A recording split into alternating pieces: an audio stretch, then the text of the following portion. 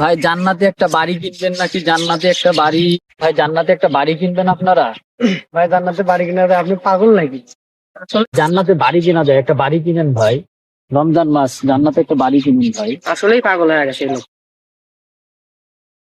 জান্নাতে আবার বাড়ি কেনা যায়?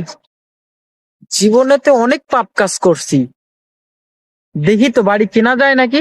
হাই রে দুনিয়ার মানুষ রে, জান্নাতে কেউ একটা বাড়ি কিনবে না। মানুষ এত ভাই নিমু ভাই খারাপ। ভাই ভাই কিছু বলবো? ভাই আপনি বললেন জান্নাতে বাড়ি কেনা যায় নাকি? হ্যাঁ, জান্নাতে তো অবশ্যই বাড়ি কিনা যায় ভাই। তার দাম কত ভাই? ভাই মাত্র 10 টাকা দাম জান্নাতে। কি বলেন ভাই, মাত্র হ্যাঁ ভাই। 10 টাকাতে জান্নাতে হ্যাঁ বাড়ি? ভাই, হ্যাঁ, 10 টাকার বিনিময়ে জান্নাতে বাড়ি কিনতে পারি। তাহলে ভাই আমাকে একটা বাড়ি দেন ভাই। এই 10 টাকা দেন ভাই, 10 টাকা দিলে আমি আপনাকে একটা বাড়ি দিব দাম। এই যে ভাই, এই যে ভাই। এটা কি ভাই? এটা তো একটা ইটের টুকরো।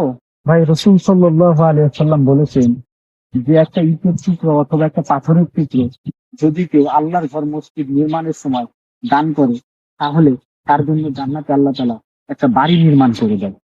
সুবহানাল্লাহ।